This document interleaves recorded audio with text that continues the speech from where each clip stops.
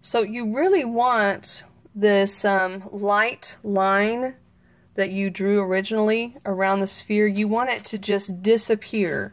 Alright, so here's some other examples. And you can see how that line is gone. Okay, I made sure that when I shaded in the sphere that I got rid of that line. You can see a little bit the line right here, and that kind of breaks the illusion. Okay, so remember, you want to get rid of that line. Okay, alright, so now we're up to colored pencils. So with the colored pencils, the spheres, same steps, however, we're going to be adding value by using different tones of the colors. Alright, so I've decided to show you yellow, and so we're going to be using a brown, a yellow, and a purple in the shadow here. Okay, so let's get started. I'm just going to show you with this small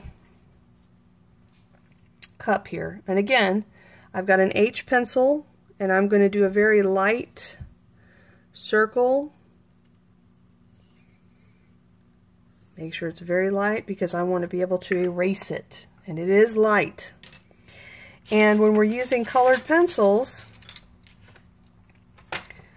we use a different type of blender. Okay? So the graphite supplies is all of this. And the colored pencils is this. This is actually the blender for a colored pencil. So you can see here it says colorless. Colorless. So that's what the blender is called, and it's just a clear wax pencil so that you can blend in your colors. Alright, so let's get started. We know that the first step is to go with a black. I'll zoom in here so we can see. To go with a black on the outside of the circle, kind of in a crescent shape. So I'm going to put that here. There we go, making sure I'm on the outside of the circle.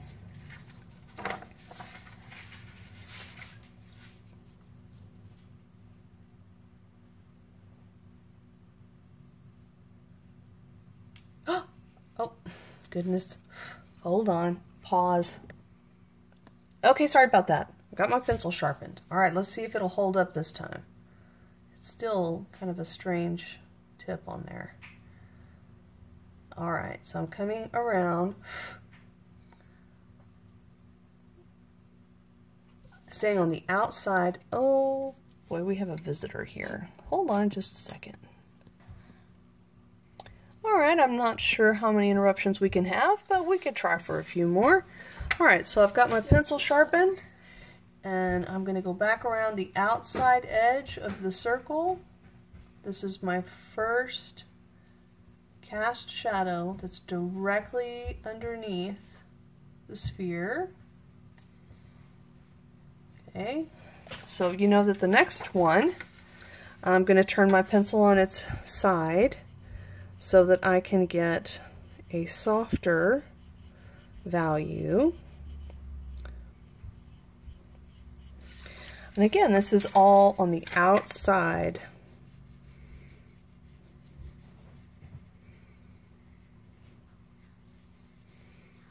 So one thing that I've noticed about colored pencils is that the black tends to look really, really flat.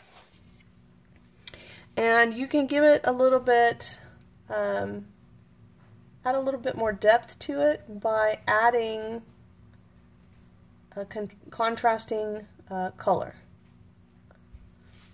So, I've already told you guys that we're using yellow. So I can put purple or even a blue in this shadow to help push it back. So I'm just going to very lightly go in here and add some purple.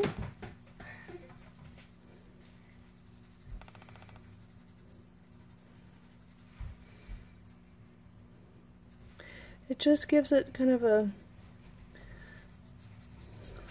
more depth somehow. So I'm going to try this one. That one doesn't seem to show much color.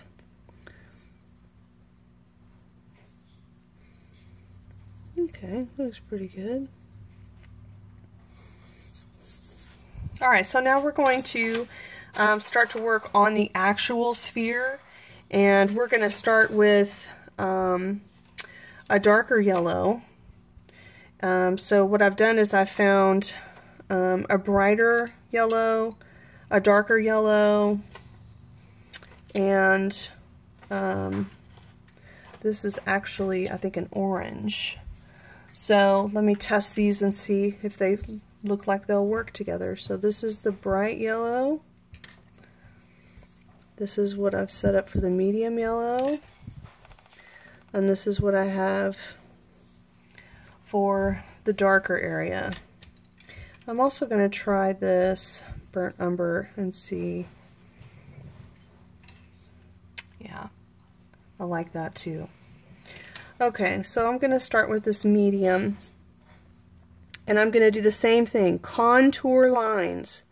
They've got to be contour lines. They've got to follow the contour of the sphere. If they don't follow, then your illusion will be lost.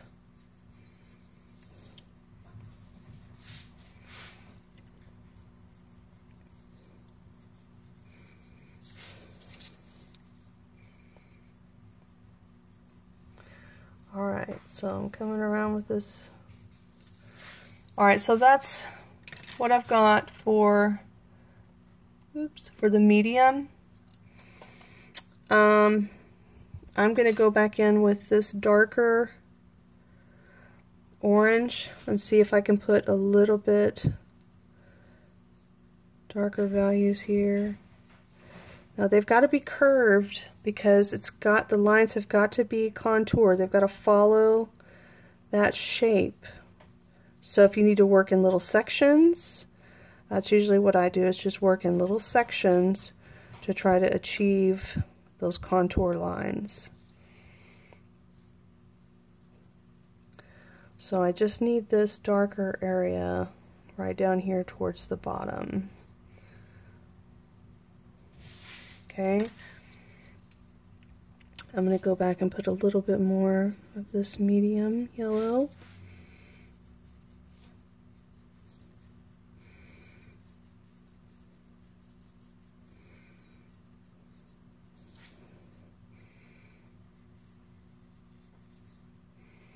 And get out here around close to the edge of the sphere. Okay.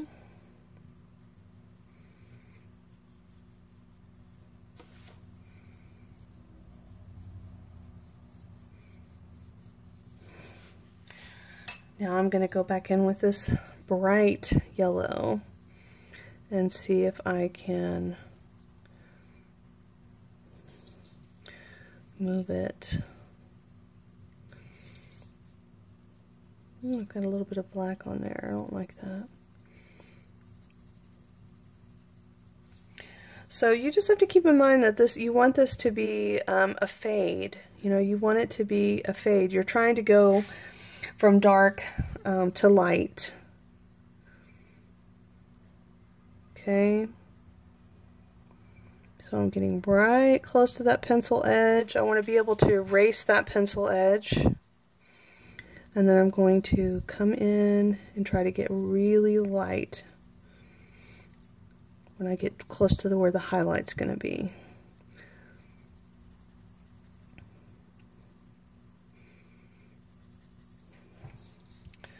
So right now we can still see that it's definitely in sections. We can kind of see the different pencils here. So what we can do is we can use the blender, the colorless blender, and we can use that to help blend these colors together. Okay, there's something that I wanted to mention to you, is that you need to make sure that you clean the tip off you know, just rub it on the paper and make sure that there's no extra color, because I can see right here there's a little dark spot now on my work because it was on the blender. Okay, so let's try that again. I'm going to see if I can get this to move. Nice. So I'm not sure if you can see the difference. Let's see if you can see the difference when I do this next section.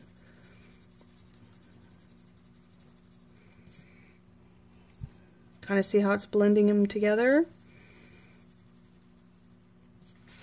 So what we're trying to do is, from this point, we're trying to go dark all the way to light, dark all the way to light, and we want it to be a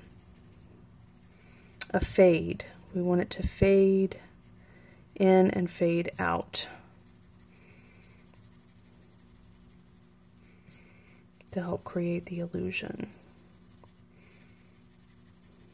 And I'm just doing little sections and going in circles, and make sure I'm using contour lines to go back in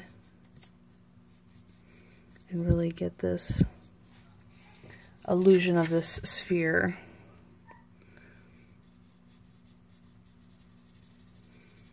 Let's see if I can pull some of that color down here close to the highlight.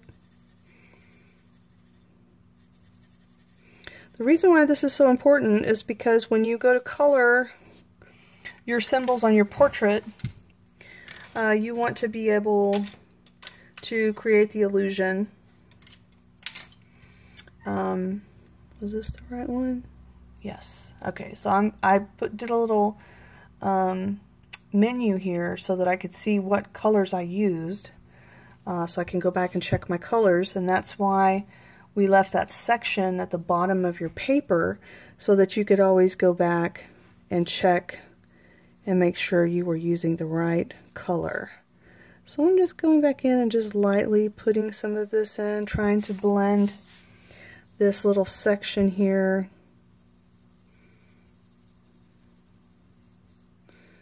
I would like to see this blended a little bit more. So this does take work. So you can see here, you know, so this is similar colors to what I just used, but of course I used a lot more of the orange and the brown. Red, I didn't just use red. I used some purples, some mauve. The tan, you can see here there was pink and yellow. So you're going to have to combine your colors. This one is actually red, orange, and blue. It's hard to tell that the blue is what's creating the dark value here, but that's what it is. This one was red and blue. This one, it looks like I was trying out some different colors to see how they would interact with each other. And I suggest that you do that. I suggest that you try putting different colors together to get the combination that you're looking for. I feel like that this needs a lot more work before it gets to where I want it to be. So I would just have to keep doing contour lines and working on this and pushing it a little bit further. This is the bright yellow, yes. So I'll see if I can do some contour, bring it in a little bit closer.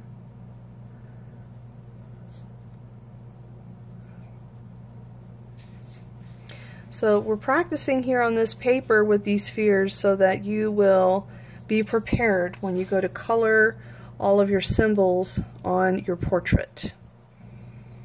All right, happy coloring.